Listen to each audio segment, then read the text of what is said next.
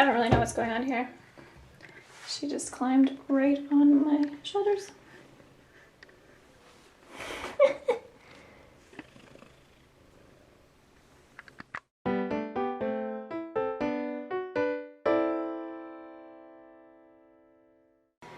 Hey guys, this is Heather from healthyeatingstartshere.com.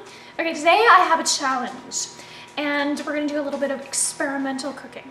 So what is happening is I am staying with a friend who is pregnant, and we've been reading from her pregnancy book every morning. It tells you some little tidbit about what the baby's doing or something you can do for yourself to make your pregnancy easier. And one of the things they mentioned last week is that she should definitely be getting enough sleep, and that she can go to bed a little bit earlier than usual and try to get more. But if you're having trouble sleeping, which she does sometimes have trouble getting to sleep, they suggested having a snack before bed that has tryptophan in it, which a lot of us know that tryptophan helps trigger the hormones in your brain that let you go to sleep. So the suggestions that they had in the book were eggs, dairy, and turkey, which we were thinking to ourselves, turkey, bedtime snack, I don't know. And she doesn't really do dairy, she does a little bit, but didn't really want it as a bedtime snack. So I said, well, let me see what I can come up with for a little treat of a bedtime snack that's tryptophan and vegan.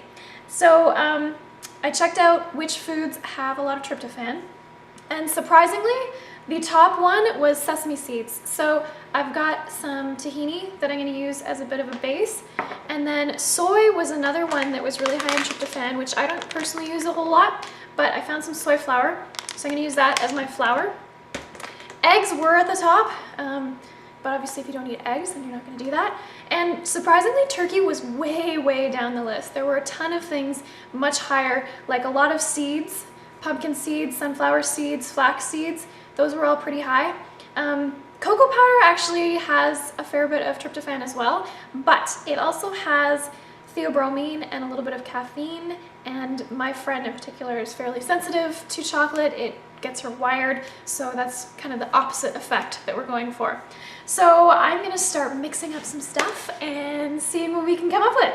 All right, so I'm gonna start things off with some tahini and some maple syrup. My friend's husband actually makes maple syrup through the spring, so they have a ton. But if you don't have maple syrup, you could use brown rice syrup here.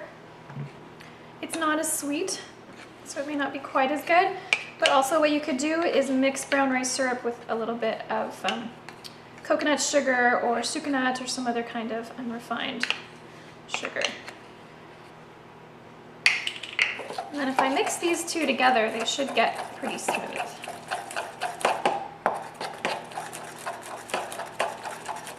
And then I want to add some spices, and I've got cinnamon, nutmeg, ginger, and cloves. Be careful with the cloves, they are potent. And I wasn't going to do it, but I just can't put in these spices without a little bit of molasses. And then there's just something about almond extract. I love it. It also just smells really awesome, I think. Okay, so when you're doing things experimentally, it's important to taste things fairly often. Otherwise, it can go wrong pretty quickly. So just gonna give this a little taste. Oh my god, it's so good. It's really good. Okay, onward. Ground flax. Also said it was pretty decent for tryptophan. So doing things experimentally, you also want to start small. So I'm gonna do this in quarter cups. So I'll stir this in and see what the texture looks like. If anyone is worried about eating soy during pregnancy, there's no reason to worry. There have not been any studies showing conclusive evidence that there's any kind of issue there. And really the most important thing is to make sure you're getting a balanced and varied diet. You don't want to overdo soy at any point in your life, but small amounts as part of a balanced diet are totally fine, even when pregnant. Okay, and then I'll put in another quarter cup.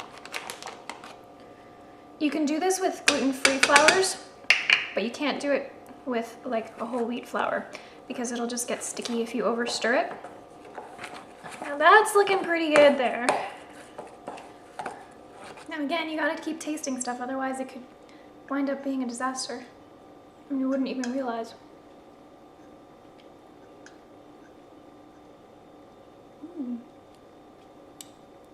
I like it.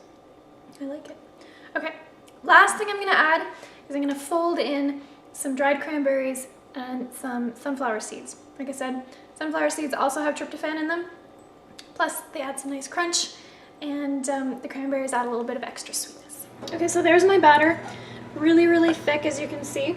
These would actually make a really great no-bake cookie. You could just put them in the fridge, but I don't know that I want to do that with soy flour. If you used something like almond or coconut flour, that would work really, really nicely. But with soy, I want to make sure it gets cooked a little bit. Any kind of legume flour, you want to make sure it gets cooked. So again, I'm just going to make these into little balls. I'm not expecting them to rise at all. Alrighty, in they go. And I'm not sure exactly how long they'll take. So you guys wanted to meet the dogs. This is Bentley. Bentley, sit. I don't know if they'll listen to me. Bentley, sit. Oh, good dog. Whenever I'm in the kitchen, he wants to come see what I'm eating. And if I drop anything on the floor, he is at it like a shot. And there's one cat. Teddy, hey. Yeah. Jetta, sit. Both of you, sit. Sit, Bentley, sit. Good. They're all about the carrots right now. Yeah? Oh. Sometimes they catch them, sometimes they don't. And there's another cat around somewhere. I'll try to go find her. Healthy dogs. Okay, so they were done after 10 minutes. So I put them in for another 10. And now they have 1 minute left, but I can smell them. And that's usually a really good sign that they're done. And yeah, they're looking pretty nice and brown on the outside, so I think they are done. Alright, well they got just a touch overdone. They're a little bit brown on the bottoms, but they are super tasty, so I'm definitely going to be making these again. And I think these would work great with all kinds of different flavor variations, like I mentioned, cocoa powder or some carob powder. And if you don't want to use the soy flour, you can definitely use any other type of gluten-free flour like almond, coconut. You could even use a protein powder if you wanted to do that. But anyway, I hope you enjoy these, and I hope my friend enjoys them when she gets home. And that is it for me today. If you want to stay tuned for more recipes and nutrition info every single week, tune into my channel on YouTube, subscribe by email on my website, or you can follow me on Facebook, Twitter, Pinterest, all that good stuff. All right, so thanks guys, and I'll see you again really soon. This is what happens trying to work here. How can you work when those eyes are looking at you?